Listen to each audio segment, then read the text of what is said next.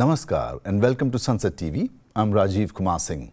And you have started watching History Behind Headlines. Bihar is a state that has shaped India's political grammar for decades. It is a state where caste, class and coalition intersect like nowhere else.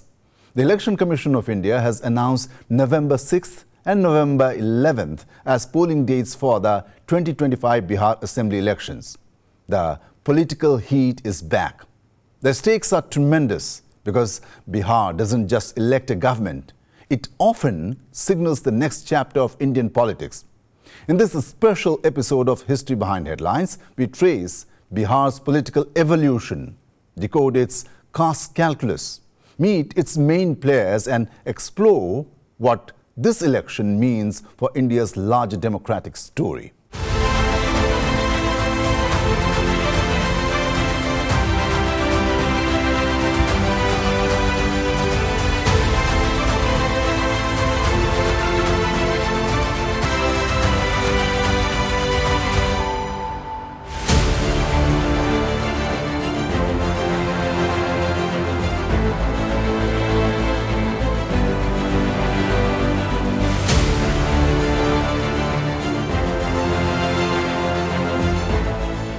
With Chief Minister Nitish Kumar's Janata Dal United still holding the NDA fort and Tejasvi Yadav, son of former Bihar Chief Minister Lalu Prasad Yadav, leading the Mahagathbandhan, the battle lines in Bihar have long been drawn.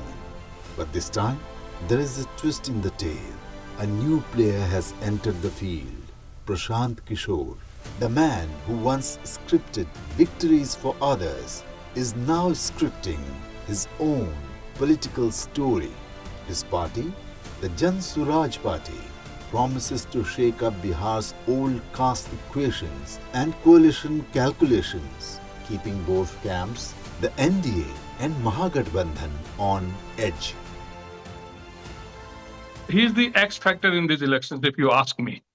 But is he strong enough to torpedo the chances of one of the alliances which seem to be ahead right now? I'm not sure. He will draw, I think, a decent chunk of votes in these elections. And if you look at the previous election in 2020 when Chirag Paswan had walked out of NDA and had contested as an independent party, mostly targeting the JDU. But still NDA came to power. So will Prashant Kishore be the LJP of these elections? I think this is the biggest question. Post-independence Bihar, like much of India, was Congress territory. From 1952 till the late 1960s, the Congress party reigned supreme in Bihar, winning almost every election.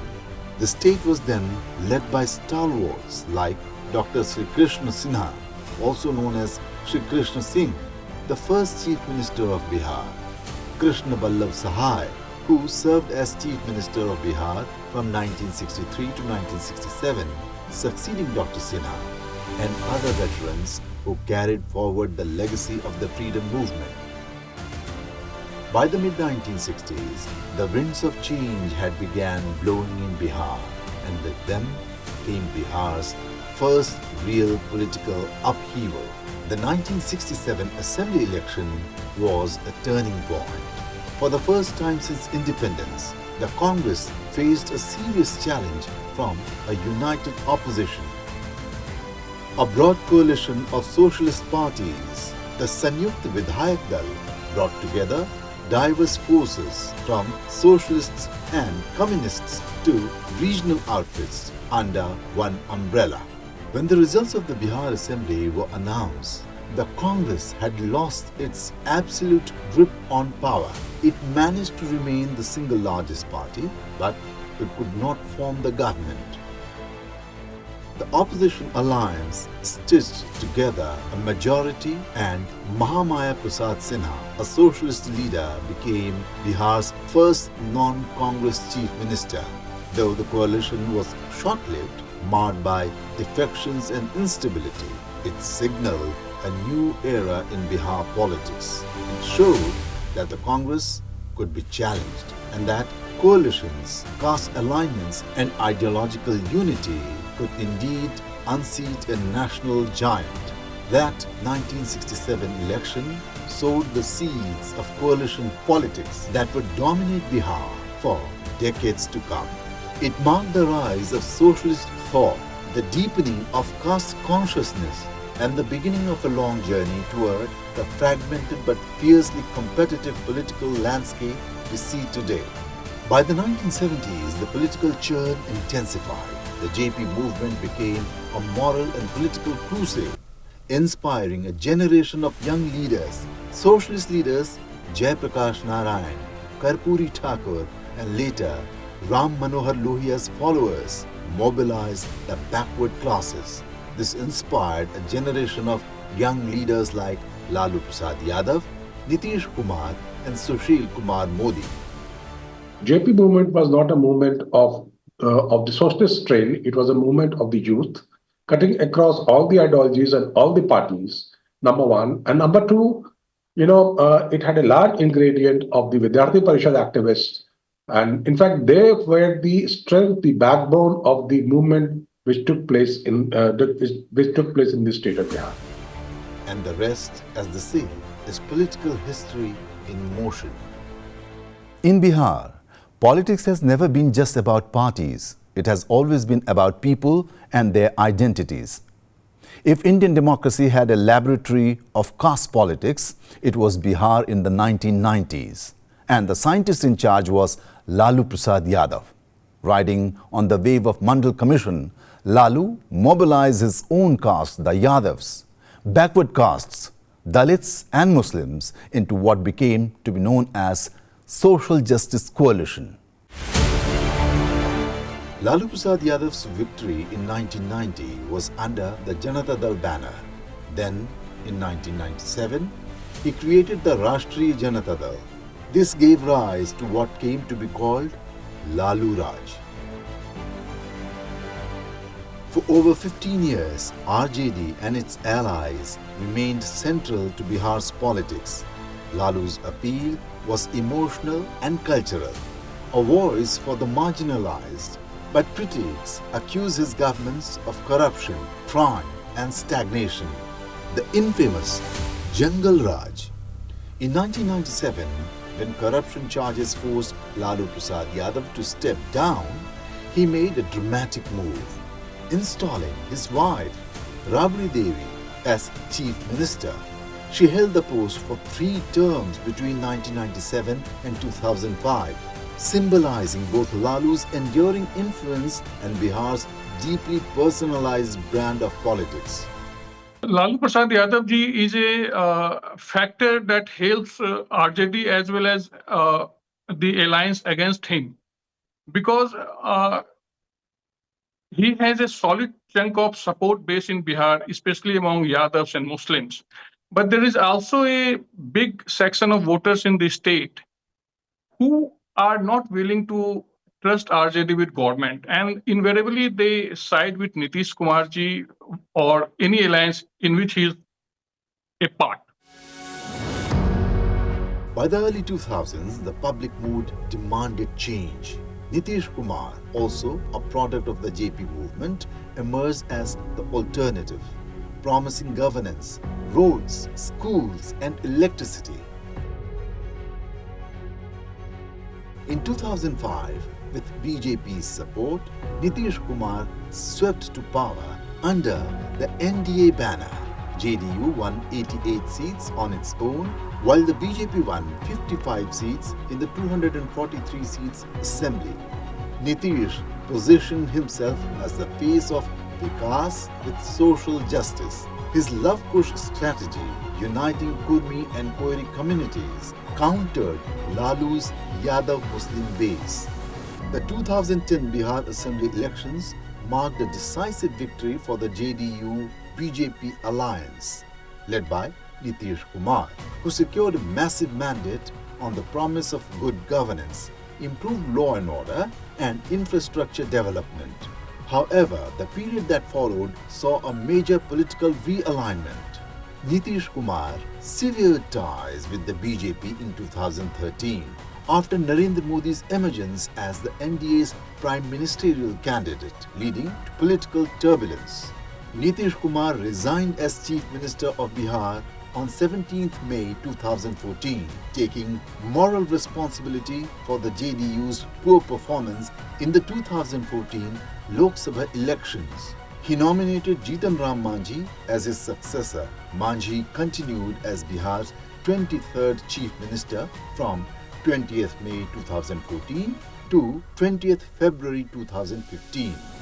By the 2015 Assembly election, Nitish Kumar had switched sides.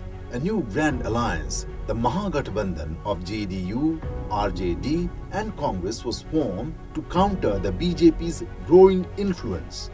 The coalition achieved a sweeping victory driven by a strong consolidation of social support and the combined political legacy of Nitish Kumar and Lalu Prasad Yadav. The ensuing period reinforced that Bihar's electoral story is one of shifting coalitions and complex equations. Nitish earned a reputation as the great political survivor, equally adept at realignment and governance. The phase between the 2015 and 2020 Bihar Assembly elections was again marked by political churn, shifting loyalties, and a reassertion of power equations. After the grand victory of the Mahagathbandhan in 2015, Nitish Kumar once again took office, supported by Lalu Prasad Yadav's RJD. However, the alliance soon collapsed in 2017 amid corruption allegations against RJD leaders. Nitish broke away and rejoined the NDA, aligning once more with the BJP to retain power, a move that reshaped Bihar's political narrative, blending governance rhetoric with survival instinct. In the 2020 Bihar Assembly elections, the National Democratic Alliance (NDA), comprising the BJP, JDU, HANS and VIP, won 125 seats out of 243, securing 37.26% of the total votes polled. The Mahagathbandhan, on the other hand, led by the RJD, Congress and left parties, won 110 seats with a vote share of 37.23%. Although the NDA won 15 more seats, the difference in total votes between the two alliances was just around 12,270 votes, making it one of the closest electoral contests in Bihar's history. After the narrow NDA victory in 2020, relations between the JDU and the BJP gradually soured. In a dramatic twist in August 2022, Nitish broke away from the BJP once again and formed a new government with the RJD, Congress and the left parties, reviving the Mahagathbandhan. The move repositioned Tejaswi Yadav as Deputy Chief Minister and reignited debates over governance, development priorities and caste dynamics in Bihar. However, internal strains and administrative challenges persisted while the BJP consolidated its base in opposition. Finally, in January 2024, Nitish Kumar changed sides once again, breaking away from the Mahagathbandhan or the India bloc and rejoining the BJP-led NDA, setting the stage for another high-stakes contest in the 2025 Bihar Assembly elections. As Bihar heads toward the 2025 Assembly polls, the political landscape once again stands polarized, setting the stage for yet another defining contest in the state's turbulent democratic journey. I somehow see participation of masses. They started participating in the elections 2005, 2010 onwards with, with kind of a, fear being evaporating from the election scenario. And I see the 25 election being fought in an atmosphere where there is least of fear of, some kind of a fallout of voting for a candidate. So what I look forward to in 2025 is a free and fair election. Today, Bihar's story stands at another crossroads between legacy and change, caste arithmetic and new aspirations, old loyalties and new experiments. To understand Bihar, one must understand caste and its dynamics. In Bihar, caste isn't just a social identity. Mostly, it is electoral currency too. Over the decades, caste has shaped leadership, defined alliances, and decided who governs Bihar. It is not just politics here, it is sociology, strategy, and survival, all rolled into one. Since the 1960s, every election in Bihar has been built on one fundamental equation, the caste arithmetic. Who gets whose votes? Which community stands with which leader? These are not just poll questions, they are the very grammar of Bihar's politics. Roughly 60 to 65% of Bihar's population belongs to the OBCs and EBCs, the backbone of its politics. Scheduled castes make up another 16 to 17%, while Muslims account for about 17%. Upper castes, Brahmins, Rajputs, Bhumihars, Kayasts form around 10 to 15%, but wield influence beyond their numbers. For decades, this caste equation has defined Bihar's power structure. The Muslim Yadav combine remains the RJD's core. Nitish's Kurmi, Koiri and EBC outreach built JDU's base. And the BJP, once limited to upper castes, has carefully expanded among OBCs and Dalits through welfare schemes and other social appeals. But caste loyalties aren't monolithic anymore. Urbanization, migration, youth aspirations and social media are loosening traditional binds. A lot of social change which happened in Bihar has been because of, I must mention this to you, because of caste considerations. Because there was a time when all the polling booths in the state were used to be in the upper caste dominated mohallas and localities and tolas as they are called in Bihar. Today they are evenly distributed in upper caste, Harijan bastis, minority areas everywhere. So that is also somehow somewhere ensuring free and fair poll. But that the caste system would not be in a play, I don't believe so. The real contest now is in the EBCs and Mahadalits, microcastes whose loyalties shift constituency by constituency.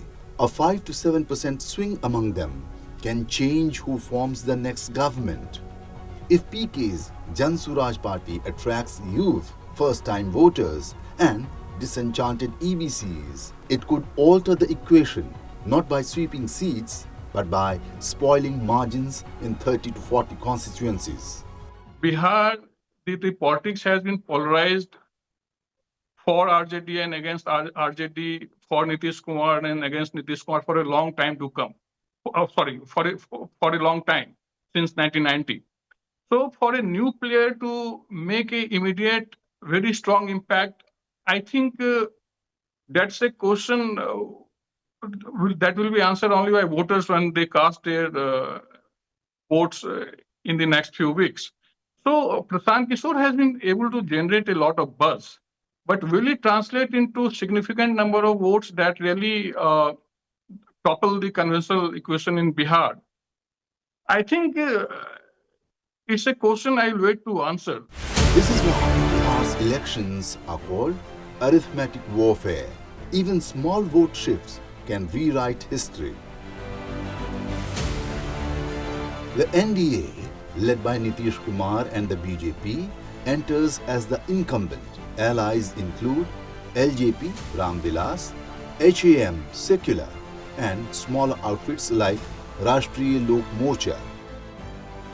Talking about their strengths, they have institutional and organizational muscle, the central government's backing, development narrative, roads, electricity, women's welfare.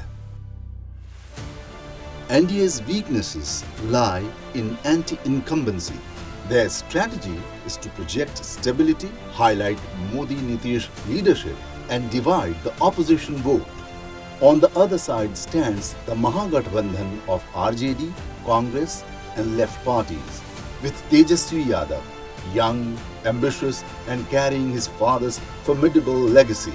Backed by Congress and left parties, Tejaswi positions himself as the face of change. The strengths of the Mahagathbandhan are solid Yadav Muslim base, anti-incumbency advantage, emotional resonance of Lalu's social justice legacy. Talking about their weaknesses, limited appeal among non-Yadav OBCs and upper castes, patchy organization in some districts, and the perception of past misgovernance. Their strategy would be to focus on factors related to anti-incumbency, pitch Tejaswi as Bihar's next generation. As far as Prashant Kishore's Jan Suraj party goes, he has crafted winning campaigns for others. Now, Prashant Kishore wants to test his own formula. The Jan Suraj party positions itself as an alternative, neither NDA nor RJD. Its appeal lies in disillusionment, with governance fatigue on one side and old corruption tax on the other. The strengths are youth connect, clean image, organizing ability, grassroots yatras and social media mastery. Jan Suraj's weaknesses are no tested vote bank, sparse booth level presence, risk of being a vote splitter rather than a seat winner. If PK can convert even 5 to 6% of votes statewide, it could decide dozens of marginal contests. The key issues driving 2025 in Bihar are jobs and migration. Bihar's youth continue to migrate for work. Employment is the election's emotional core. Anti-incumbency, Nitish Kumar's long tenure. Opponents say change is overdue. Social media warfare. Every camp is investing in narrative control online. Turnout and youth. 18 to 22-year-olds could be decisive in over 50 constituencies. Local grievances. Roads, water, agriculture and school jobs continue to dominate rural talk. The NDA remains formidable. Strong organization, Modi factor and a deep rural network. But the Mahagathbandhan is riding anti-incumbency and Jan Suraj party adds an unpredictable variable. Scenario 1. NDA retains power. If opposition votes fragment and Nitish manages alliance unity. Scenario 2. Hung assembly with post-poll deals and kingmakers. Scenario 3. Opposition edge if high turnaround among Muslims, Dalits and first-time voters breaks NDA's arithmetic.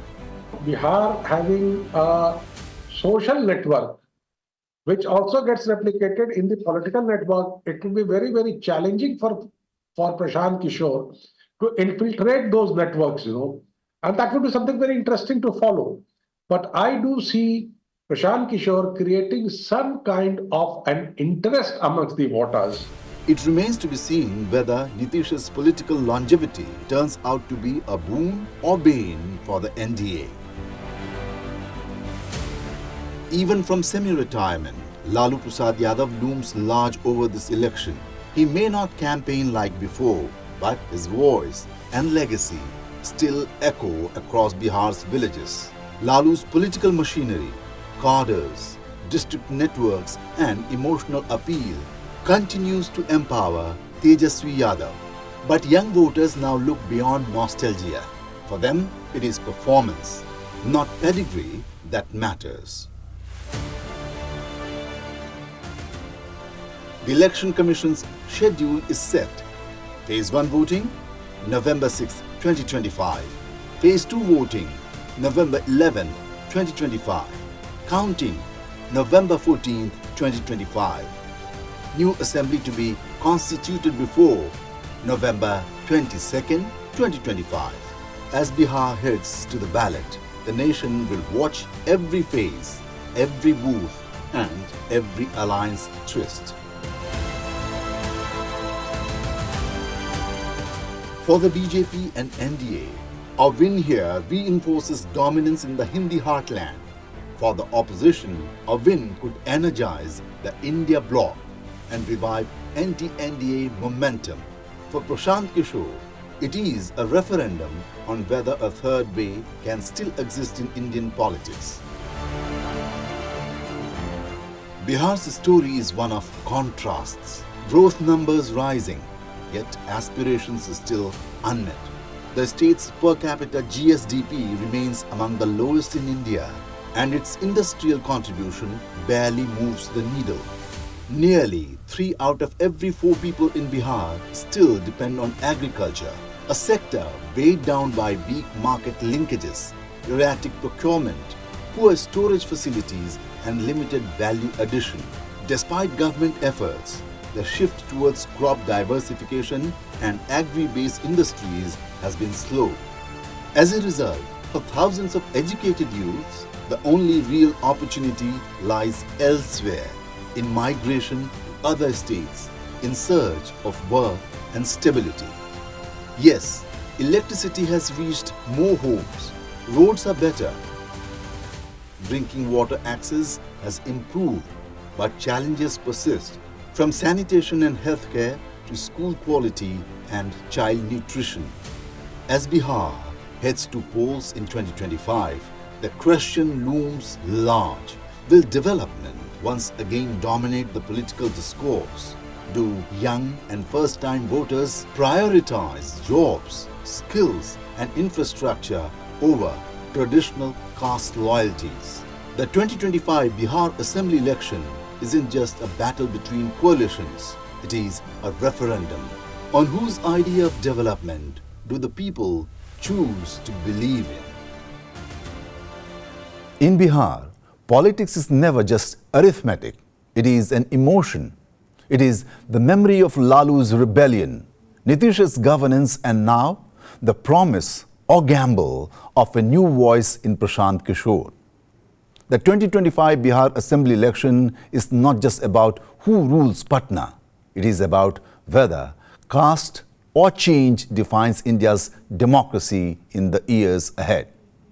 Because, as history has shown, when Bihar votes, India listens. That is all we have in this program. Thanks for watching.